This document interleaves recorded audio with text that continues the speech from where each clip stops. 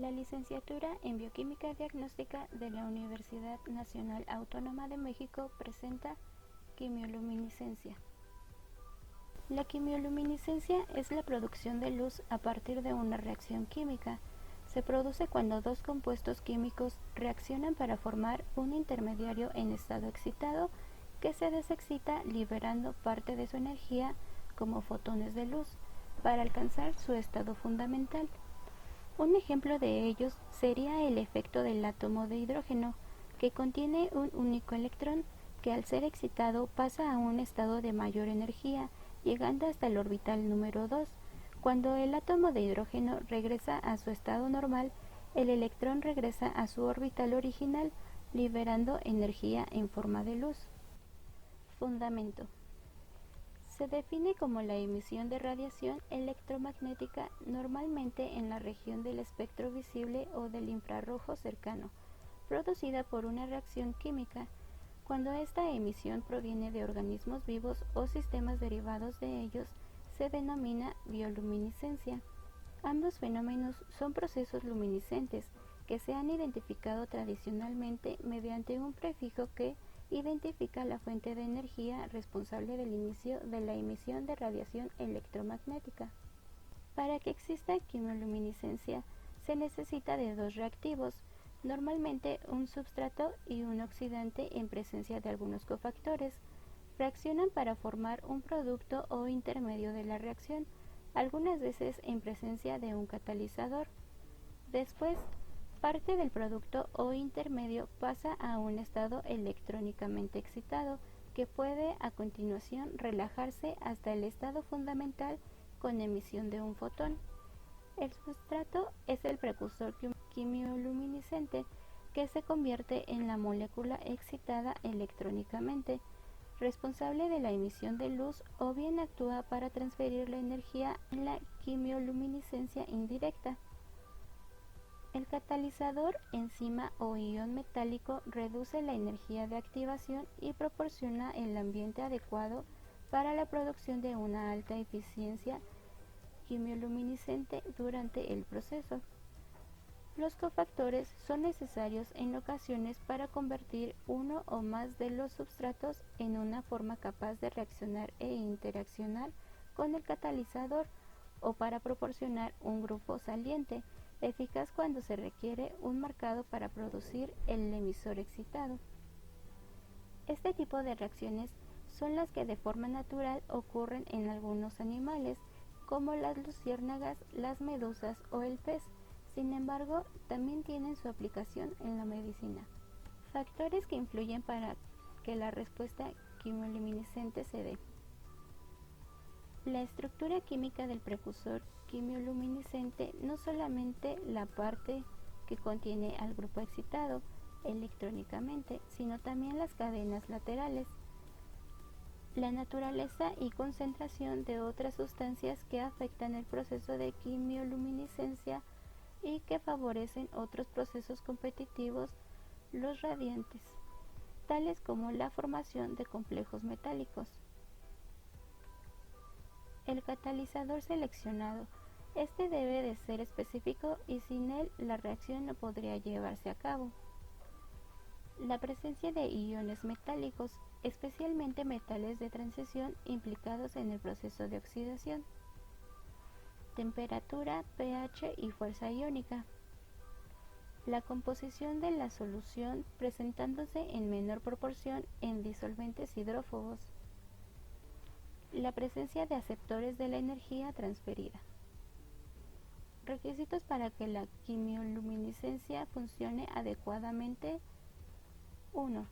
La reacción debe ser exotérmica y producir la suficiente energía para formar el estado electrónicamente excitado.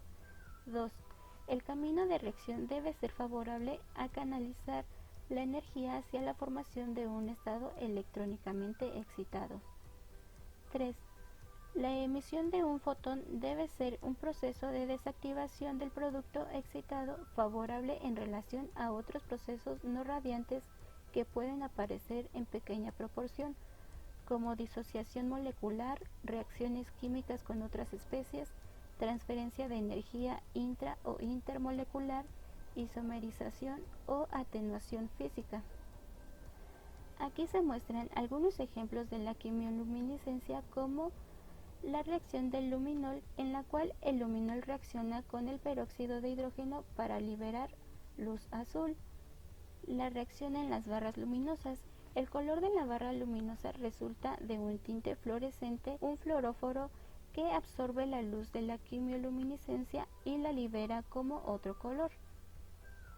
En líquidos, el resplandor verde del fósforo blanco en el aire húmedo es una reacción en fase gaseosa entre el fósforo vaporizado y el oxígeno.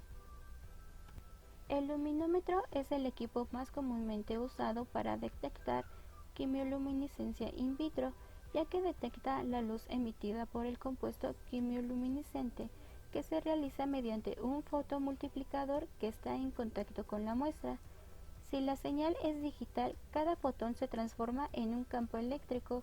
La emisión de la luz se produce a partir del momento en el que se pone en contacto la muestra y el reactivo. Su intensidad dependerá de la concentración de los reactivos. La eficiencia de la emisión de luz se expresa como rendimiento de cuantos luminiscentes.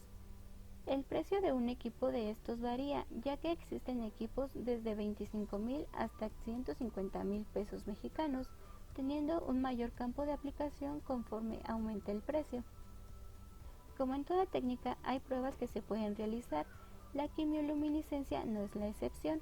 Algunas de las pruebas que se pueden realizar son inmunoanálisis quimioluminiscentes, la utilización de los compuestos quimioluminiscentes como marcadores en los inmunoanálisis es con mucho lo que mayor desarrollo y aplicación ha alcanzado en los últimos años.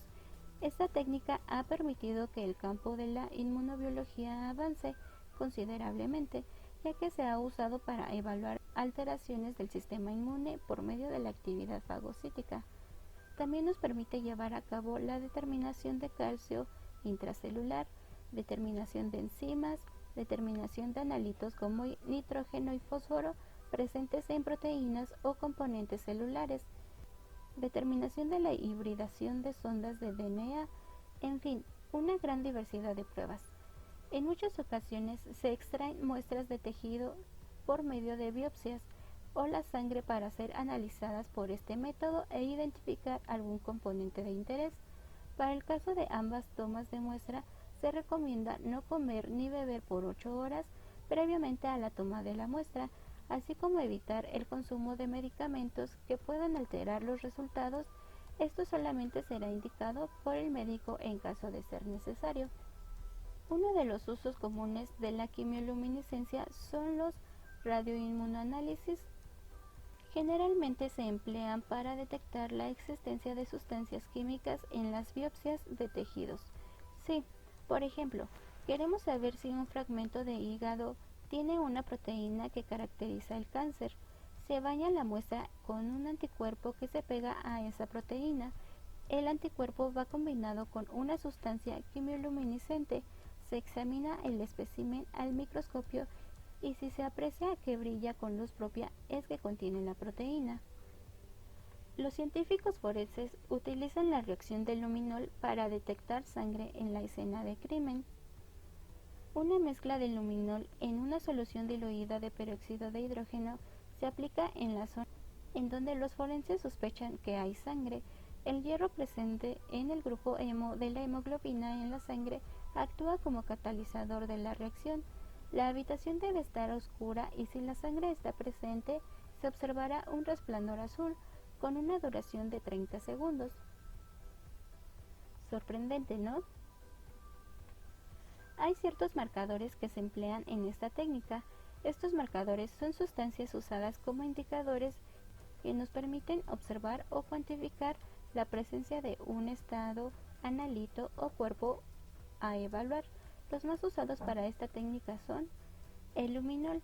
Es la molécula quimioluminiscente más estudiada y utilizada hasta ahora, ya que permite obtener luminiscencia al reaccionar con peróxido en un medio alcalino y tiene la capacidad de permitir el estudio de compuestos de baja masa molecular sin pérdida apreciable de su capacidad de producción de luminiscencia. Y el éster de acridino La reacción luminiscente de esta molécula se produce con la simple interacción de peróxido de hidrógeno en medio alcalino, lo que simplifica el proceso de medida y minimiza las posibles interferencias procedentes de la muestra, permitiendo la obtención de elevados cocientes de señal.